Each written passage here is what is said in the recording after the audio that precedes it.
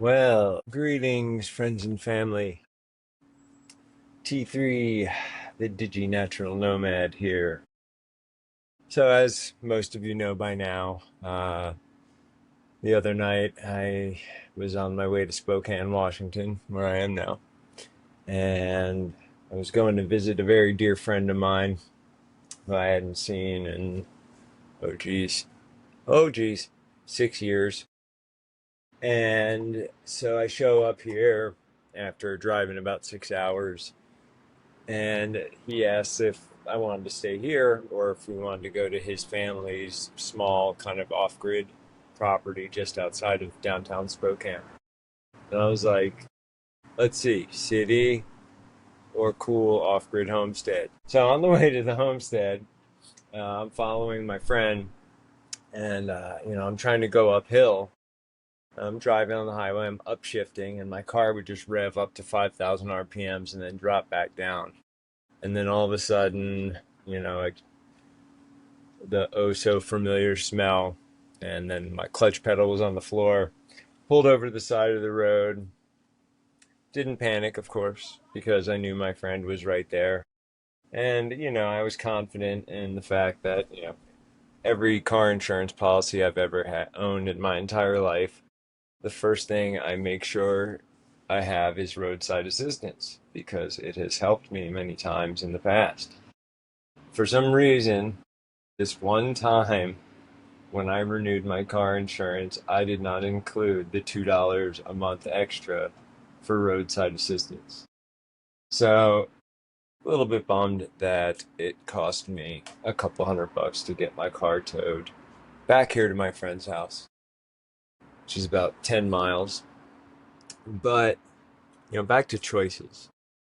You think about it, wherever you are, whatever station in life you are in right now, right at this moment in space and time, it is a product of the choices you've made with how you live your life, the people you choose to let in or let go of, uh, geography, all sorts of things play into this. But ultimately, when you boil it down, soup to nuts, wherever you are, we are masters of our own story, and our story is composed of our choices. So, a different version of me from even just a couple weeks ago, upon arriving here at my friend Chris's house, I would have been in full freak out mode about the fact that the clutch in my car just blew just as I'm getting ready to set off on this grand adventure. Um, while I have this little bit of, wiggle room monetarily. And I had forgotten that my friend Chris is a very, very accomplished Subaru mechanic. So, long story short, what normally would have cost, if had I taken it to a shop, the cheapest quote around here I got was 1,600. If I would have got it towed 8 hours south to my mechanics, they would have done it for 1,000, 1,200.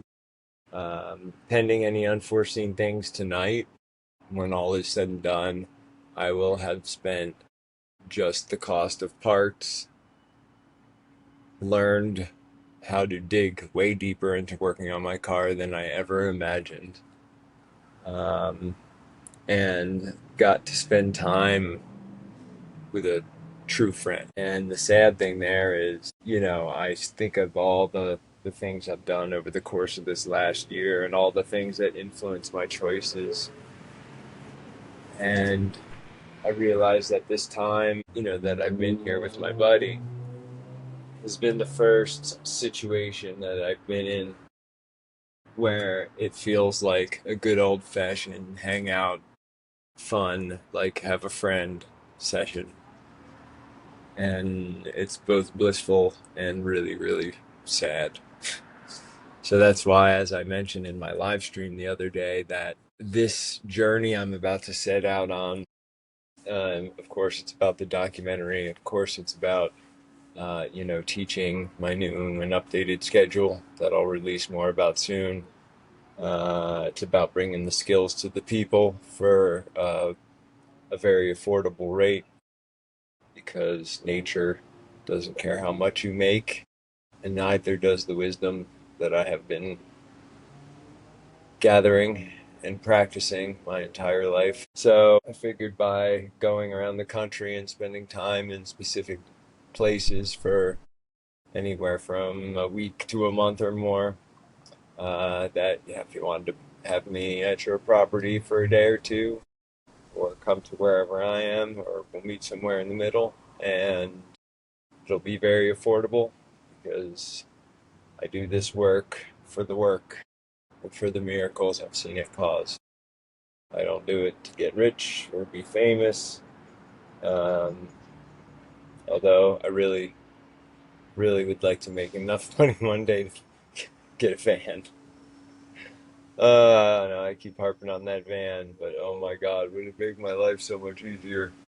But anyway, yeah, I have so much hope. Like, I truly feel like ever since I came to this arrangement, um, that for like, the last almost 5 years now, have literally been training for this moment right now in space and time.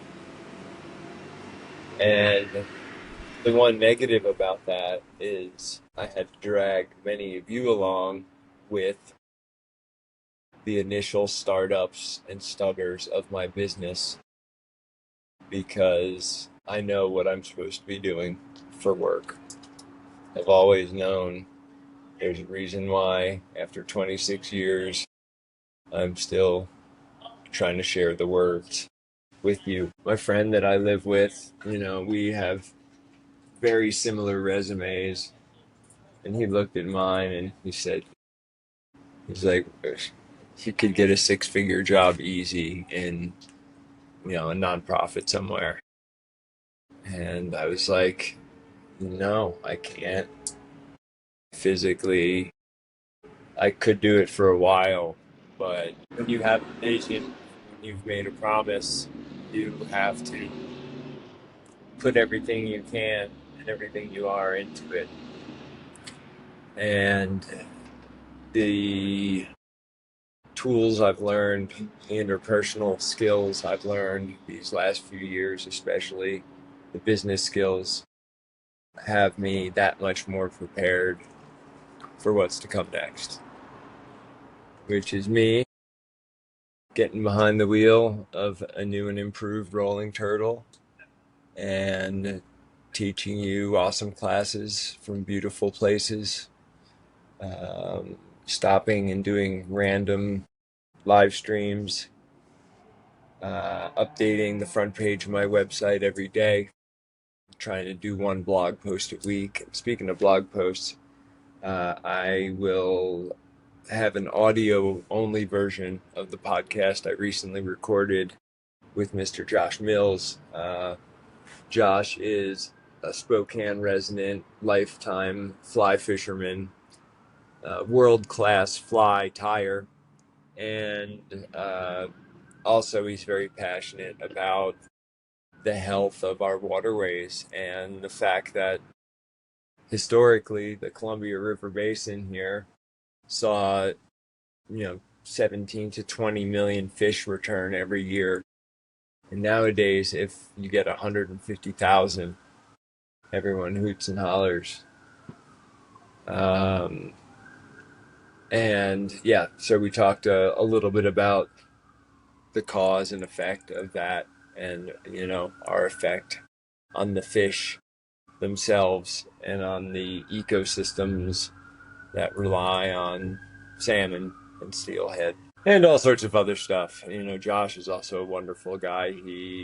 Anytime I've seen him on Instagram, whether it's a hurricane or a friend in need, him put together an auction by contacting other people he knows who tie flies, or manufacturers to donate gear, and raised pretty significant portions of money to just help people randomly out of the kindness of his heart. And, once again, to me, that is the definition of a true caretaker. And that's why I really wanted to talk to Josh, because not just because of his philanthropy, but when I first moved here and started learning to tie my own steelhead flies, there's this guy on Instagram who's got way more followers than me, and he ties beautiful flies. And I was just so honored that he took the time to answer all my annoying questions and, you know, help me learn the art of tying steelhead flies that much faster. So I'll be working on that. This getting rolling turtle rolling again is the number one priority. And hoping tonight is the night. So I just wanted to say hi, and I'm so excited for what's to come. And I'm so grateful to all of you, because without you, I would be talking to myself. I do that enough. But I am finally ready to put 5 years of awesome ideas into play after slimming down my workflows to a point where they're manageable and finally having things click into place. So get ready, y'all. Party's about to get started, and in a good way. So when I get back to Montana, I will be there for a little bit as I kit out my car for leg one of my nomadic journey. I'm not sure quite where that's going to take me yet.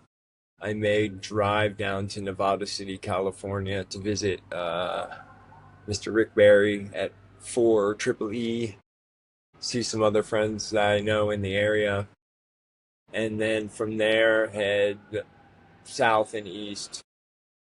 There's so many places out in the West and people that I've wanted to visit for a long time. And I've also had a few other organizations offer me, guest teaching spots. So I'm going to attempt to come out with a map that I'm going to post that's going to be on my website, and I will update it daily through my Garmin Earthmate. And I will, of course, let you know if I'm going to be in a specific area for a specific amount of time and how to reach out to me to potentially set up a class. I want to thank you, those of you who have helped to buoy me in any way, shape, or form these last years, because you made the choice to do so. You opened up more options for me. And even though everything that's happened, much of it was outside of my control, I was literally being controlled and I didn't even know it. I'm still coming to terms with that stuff. And now that I have the temporary stability to not worry about things like bills, and I can go back to focusing 100% on my work, so I get my car fixed, I'm going to turn out some really awesome stuff. So thank you for listening to me. I will, I'm going to call this a podcast episode, but I will release the audio podcast with Josh Mills tomorrow at some point. I just want to touch up the audio a little bit more. I'm not a very good audio editor.